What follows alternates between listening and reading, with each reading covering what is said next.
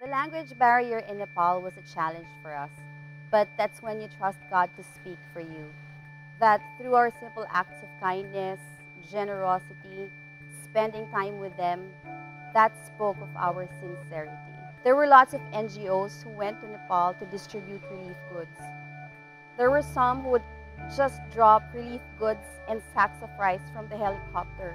And as soon as the sacks of rice would hit the ground, the rice would just go to waste. We also did our own relief goods distribution. We did medical outreaches.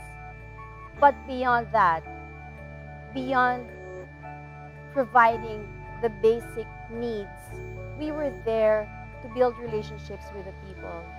We ate with them, we laughed with them, we cried with them, we listened to their stories, but more so, we were there to represent Jesus. When we first came to Nepal, we started a feeding program.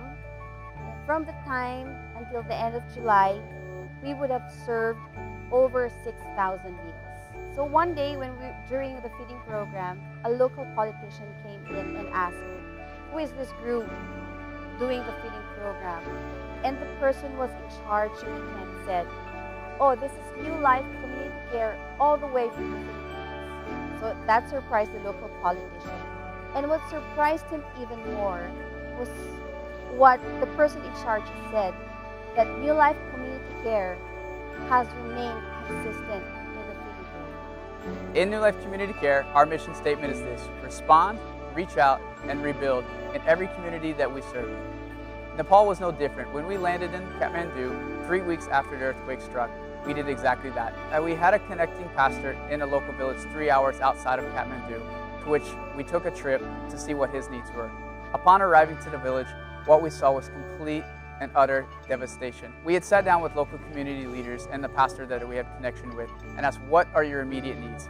And they said they needed temporary housing because the upcoming monsoon season was arriving within weeks. In the beginning, when we started working, the villagers were a little hesitant with us because they believed we were just like any other NGO or organization that would come in, dump money, dump products, and just leave. But yet, week in and week out, for about 4 weeks, we came back every week faithfully, adding our time, adding our supply, getting dirty, breaking a sweat alongside the people of the village.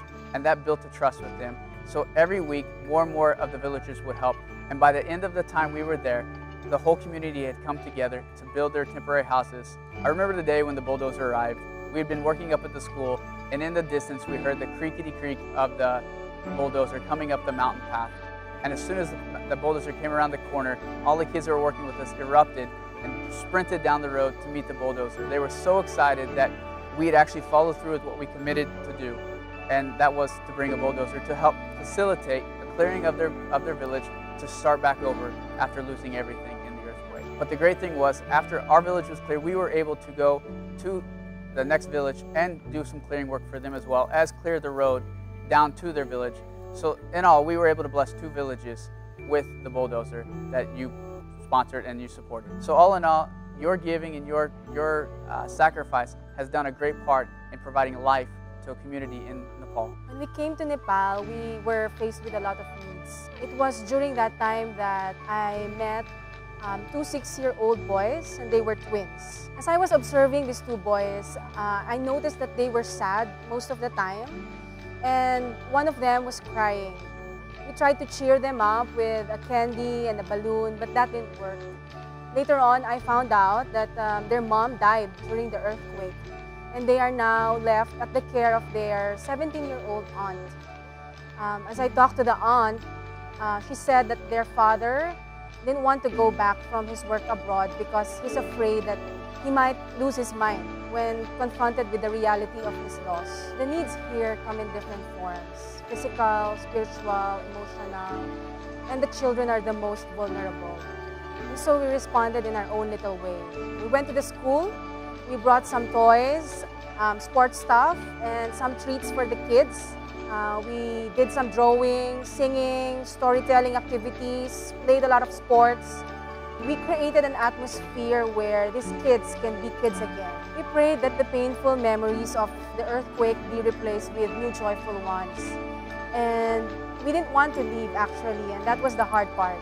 But we know and we trust in our hearts that a seed has been planted. New Life Community Care Foundation didn't go to Nepal to just meet a certain goal.